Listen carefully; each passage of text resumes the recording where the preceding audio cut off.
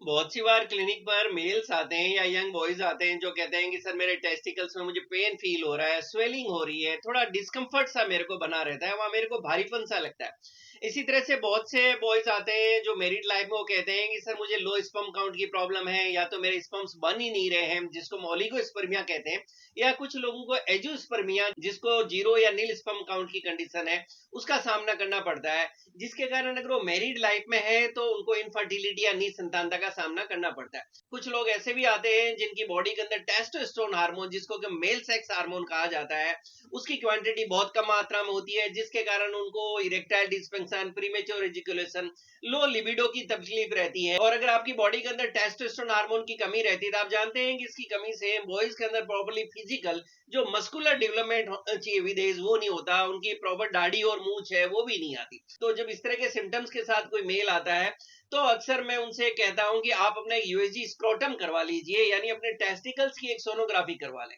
जब टेस्टिकल्स की सोनोग्राफी करवाई जाती है तो एक बहुत ही कॉमन कंडीशन देखने को मिलती है कि उनको वेरिकोसील है। और वेरिकोसील यूजुअली देखा गया कि जो यंग एज ग्रुप के बॉयज हैं उनके अंदर ज्यादा देखने को मिलता है, और 18 से लेके 35 या 40 तक का जो एज ग्रुप है, इस एज ग्रुप के अंदर मैक्सिमम आपको वेरिकोसील के पेशेंट्स देखने को मिलेंगे।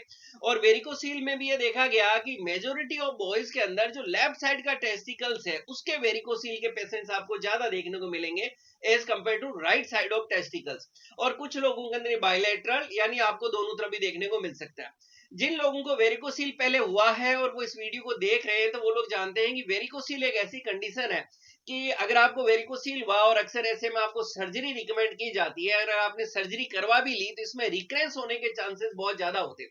मतलब अगर आपने इसमें सर्जरी का ऑप्शन लिया तो भी काफी ज्यादा ऐसे चांसेस है कि आपको वेरिकोसील वापस भी हो सकता है।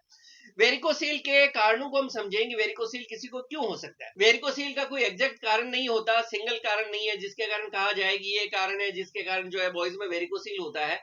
लेकिन बहुत कॉमन कारण जो मैंने मेरी क्लिनिक पे देखा तो वेरिकोसील उन बॉयज में ज्यादा देखने को मिला जो या तो वेट लिफ्टिंग का ज्यादा काम करते हैं, जिनका बाय प्रोफेशन काम ही ऐसा है कि उनको वेट ज्यादा उठाना पड़ता है। और मैक्सिमम बॉयज जो मैं मेरी क्लिनिक पे देखता हूँ वो हैं जिनकी जिम की हिस्ट्री रही है, जो जिम गए हैं और जिन्होंने एक्सेस वेट उठाया है, वेट लिफ्टिंग ज्यादा की है और प्रॉपर्ली सपोर्टर यूज नहीं किया, तो ऐसे बॉयज के अंदर वेरिकोसील बहुत ज्यादा देखने को मिला है। फ्रेंड्स, मैं डॉक्टर रावत चौधरी, यश होम्योपैथिक सेंटर जोधपुर से। आप लोग जानते हैं मैं जोधपुर एक होम्योपैथिक डॉक्टर हूँ, और हमारे यूट्यूब चैनल पर हम लोग बात करते हैं कि किस तरह से क्रॉनिक डिजीज यानी लंबे समय तक चली आ रही बीमारियों को आप होम्योपैथिक ट्रीटमेंट से ठीक कर सकते हैं।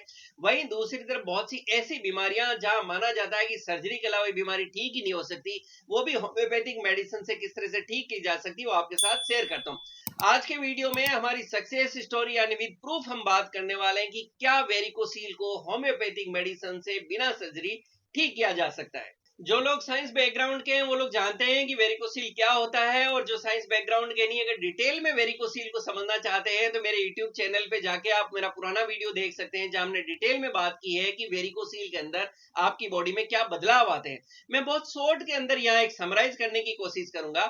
मेल्स के अंदर उनके स्क्रोटम के अंदर दो टेस्टिकल्स होते हैं, और जैसे हमारी बॉडी के हर ऑर्गन के अंदर ब्लड की सप्लाई होती है, खून की नसें होती है, जैसे आप अपने हाथों पे देख सकते हैं, इसी तरह से खून की नसें आपके दोनों टेस्टिकल्स में भी ब्लड सप्लाई मेंटेन रखती है। फ्रेंड्स, इन वेन्स के अंदर या आप कहें कि ये जो खून की नसें हैं इनके अंदर छोटे छोटे वाल लगे हुए होते हैं जो उस ब्लड सप्लाई का वन वे मूवमेंट मेंटेन करते हैं।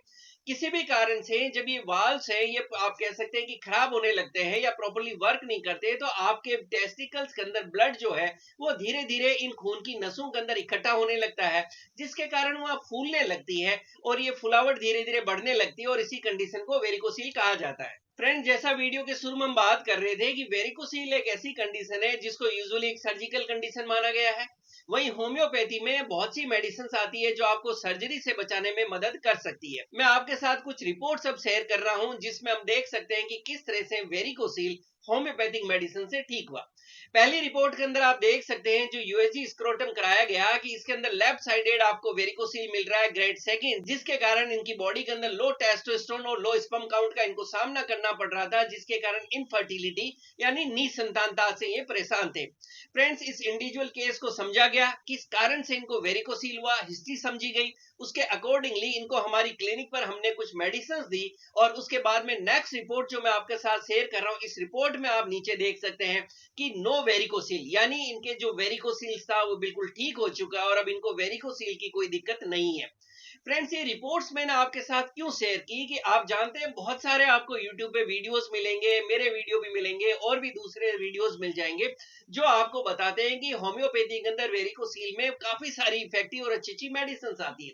बट ये रिपोर्ट्स एज ए प्रूफ मैं आपके साथ शेयर कर रहा हूं जिससे आपको एक कॉन्फिडेंस मिल सके कि हाँ, वेरिकोसील होम्योपैथिक मेडिसिन से ठीक हो सकता है। अगर आप भी सर्जरी से बचना चाहते हैं तो आप भी होम्योपैथिक मेडिसिन ट्राई कर सकते हैं। हालांकि ऐसे बहुत से केसेस होते हैं जहां आपको कई बार सर्जरी करानी भी पड़ सकती है, लेकिन अगर आप सर्जरी से बचना चाहते हैं तो एक बार होम्योपैथिक मेडिसिन अपने नजदीकी डॉक्टर से मिलकर उनके गाइडेंस में जरूर आप लेने की कोशिश करें।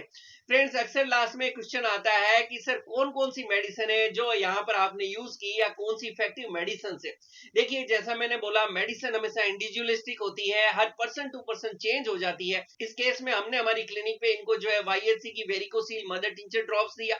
इसकी 25-25 बूंद दिन में 3 बार 1 कप गुनगुने पानी के साथ हमने लेने को दी।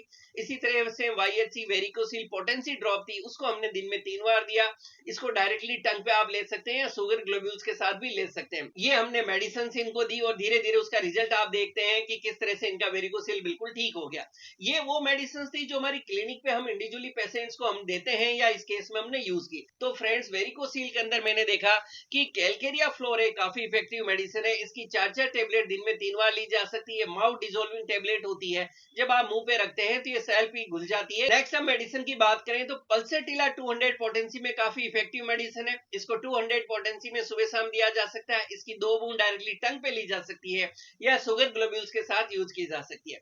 इसी तरह से हेमामिलेस मदर टिंचर एक काफी अच्छी मेडिसिन है और इसकी 10-10 बूंद दिन में 3 बार 1 कप गुनगुने पानी के साथ सिप बाय सिप घूंट घूंट करके पी जा सकती है। लेकेसी से काफी इफेक्टिव मेडिसिन है जो हायर पोटेंसी में अच्छा रिजल्ट देती है। इसको मैं यूजुअली 1 पोटेंसी में यूज करता हूँ और इसको आप महीने में एक बार इसकी 2 बूंद डायरेक्टली टंग पे या शुगर ग्लोब्यूल्स के साथ यूज कर सकते हैं। ये कुछ कॉमनली यूज्ड मेडिसिन है जो वेरिकोसील में यूज होती है। इसके अलावा भी और बहुत सी मेडिसिन आती है जो आपके doctor as per need, as per symptoms आपको दे सकते हैं। वीडियो के लास्ट में यही कॉन्फिडेंस और मैसेज देना चाहूंगा कि वेरिकोसील है तो घबराए नहीं, आप एक बार होम्योपैथिक मेडिसिन जरूर ट्राई करें और आपके डॉक्टर जो भी मेडिसिन दें उसको आप प्रॉपरली लें।